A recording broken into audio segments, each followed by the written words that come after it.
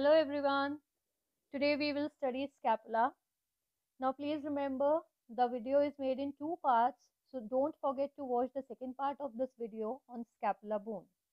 Now scapula, which is also called a shoulder blade, is a large, flattened, triangular bone situated on the posterolateral aspect of thorax. It extends from second to seventh ribs, and as the features of scapula, the identifying features, it is having three processes, namely the spine, the acromion and the coracoid process. Now, the spine is the most prominent feature of scapula and it is present onto the dorsal surface of the bone, which can be easily felt on the upper part of the posterior side of your trunk by your fingers. It is a very prominent feature. As stated earlier, scapula is a triangular bone. So it is having three angles. Now on the basis of these three angles, we can easily determine the side of scapula. One angle is this one angle is this one, and one is this one.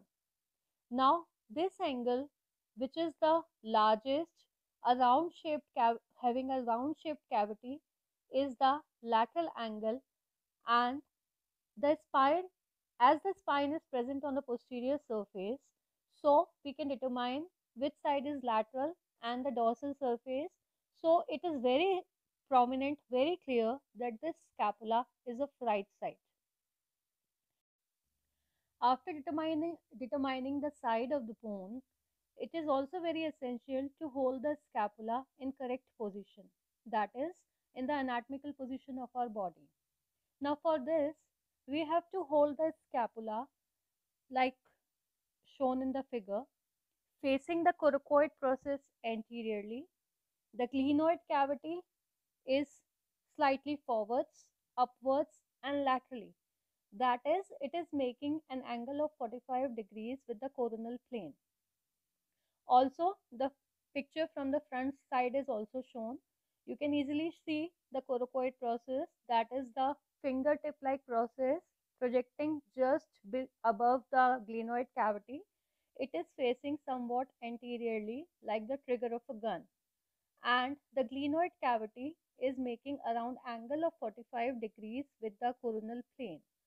So scapula in its anatomical position is placed somewhat tilted in position. It is not placed straight, it is placed obliquely.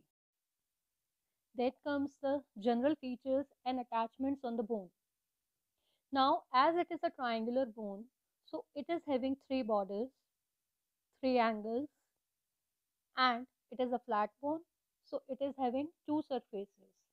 Now, the special feature of scapula, it has three prominent processes.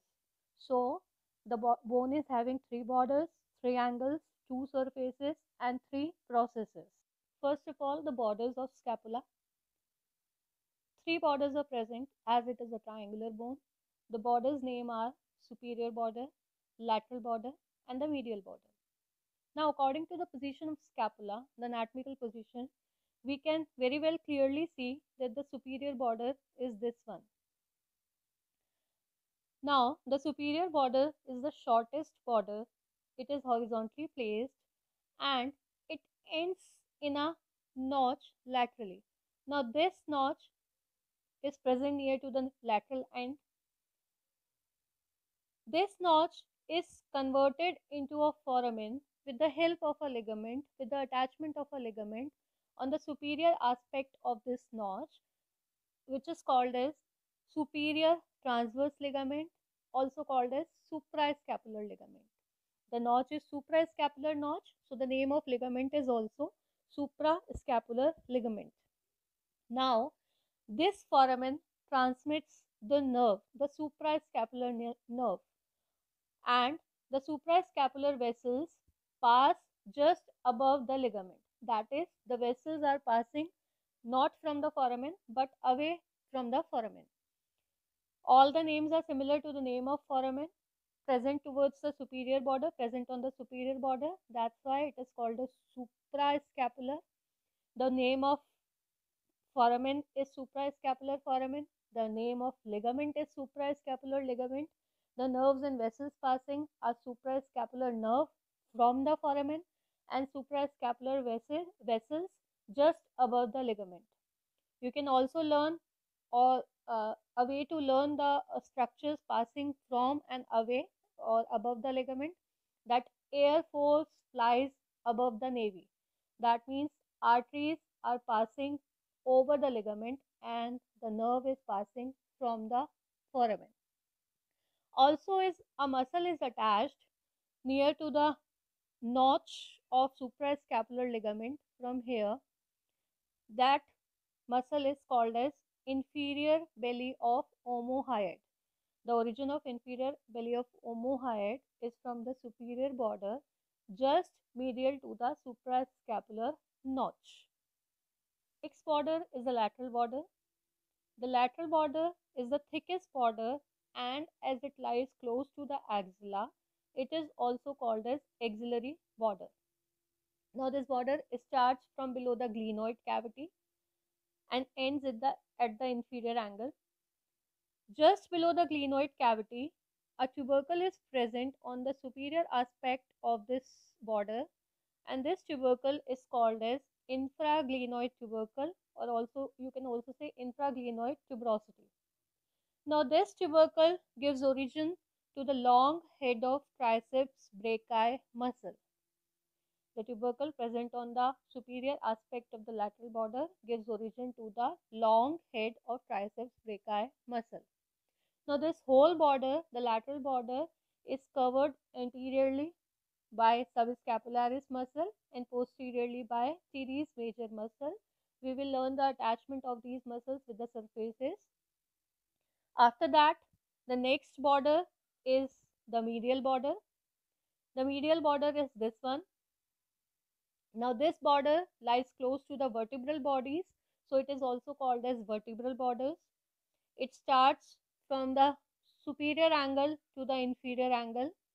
Now it gives attachment to some of the muscles on the anterior as well as on the posterior aspect. On the posterior aspect, the part between the superior angle and to the upper part of apex of spine.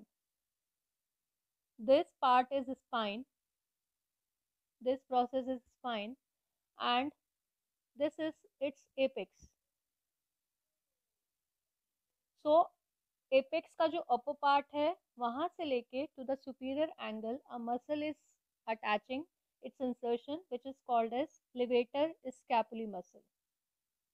Now just opposite the apex of spine, that is here, another muscle is inserted which is called as rhomboideus minor, and below the rhomboideus minor up to the inferior angle पूरा यहाँ तक the rhomboideus major muscle is inserted.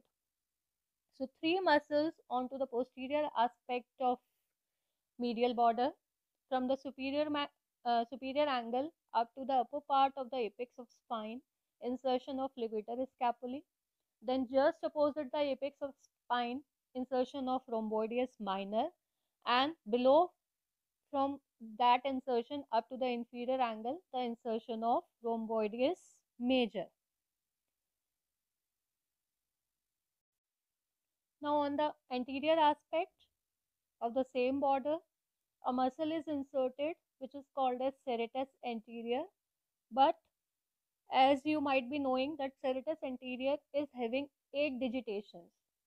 8 digitations means it is arising or taking origin from 8 slips, and these slips are inserting onto the anterior aspect of medial border. Now the origin is as follows, insertion is as follows. The first and second digitation, that means the 2 digitation inserted on from the superior angle to the root of spine. Then the third and fourth digitation are inserted below that, below the root of spine onto the medial border, and the last 5th to 8th digitations are inserted onto the inferior angle. So The 8 digitations are inserted in this manner. First and second onto the medial border from superior angle up to the root of spine. Then third and fourth digitation from root of spine below downwards onto the medial border, and from fifth to eighth digitation on the inferior angle. Now three angles also, as it is triangular, the three angles are superior angle, inferior angle, and the lateral angle. Now the superior angle, this one, which is the meeting point of superior border and lateral border, lies over the second rib. It lies over the second rib and is covered by trapezius muscle. Then the inferior angle, this is the inferior angle, this one. Inferior angle lies over the seventh rib. It is the meeting point of lateral border and medial border, and is covered by latissimus dorsi muscle. Also onto the posterior surface, some fibers of latissimus dorsi are attached. Origin of some fibers of latissimus dorsi muscle from the posterior surface of inferior angle. Then the lateral angle, this one. The lateral angle is also called as glenoid angle because of the presence of glenoid cavity. Now glenoid cavity, it is a pear-shaped concave articular surface. It is articular surface because it gives attachment or articulation. It articulates with the head of humerus. Now it articulates with the head of humerus to form a joint which is called as glenohumeral joint, also called as shoulder joint. Now this shoulder joint is a type of ball and socket synovial joint. The attachments present on this cavity are: first, a fibrocartilaginous rim is attached onto the margin of this cavity, which is called as glenoidal labrum. Now, glenoidal labrum is a fibrocartilaginous rim-like structure and it deepens this cavity. You have seen the head of humerus. Head of humerus is larger as compared to this cavity. So, to accommodate the head, this cavity is deepened by this labrum. Now, beyond the labrum, the capsule of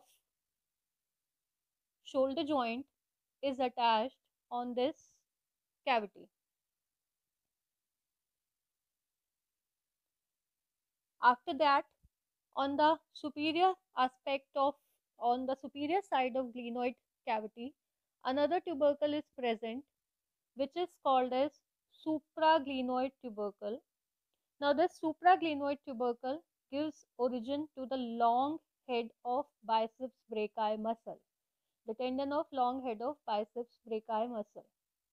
So just to recap, glenoid cavity superior to its supraglenoid tubercle is present, and below to the cavity infraglenoid tubercle is present on the lateral border.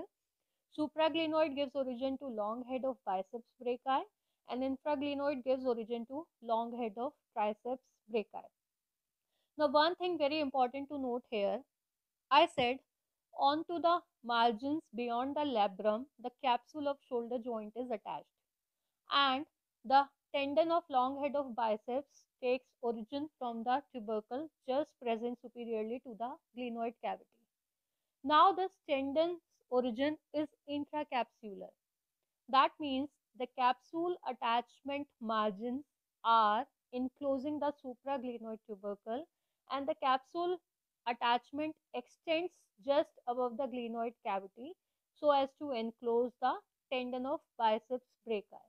That means biceps brachii tendon origin is intracapsular. Now this glenoid cavity is also called as head of scapula. Now there are two necks present in the scapula, the anatomical neck and the surgical neck. The anatomical neck is the constricted portion succeeding the head, that is succeeding the glenoid cavity, this one. When talking about it margins or the boundaries.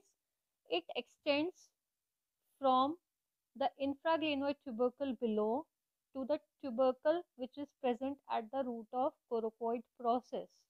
The coracoid process, from where it is attached onto the body of scapula, is called its roots. So the anatomical neck is the part just succeeding the head, that is the glenoid cavity, and its margins are defined as a line passing from the infraglenoid tubercle below up to a point which is present onto the root of coracoid process. The second neck is the surgical neck. Surgical neck means which is used for commonly surgeries. The most weakest point, that is the fractures taking place. Now the surgical neck is slight away from this anatomical neck, and it is a line passing from the infraglenoid tubercle and up to the anterior margin of suprascapular notch.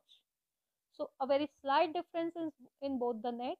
Anatomical neck, the upper margin passes from the root of coracoid process, and in the surgical neck, the upper margin passes from the anterior margin of suprascapular notch. So these were the features, general features and attachments related to borders, angles.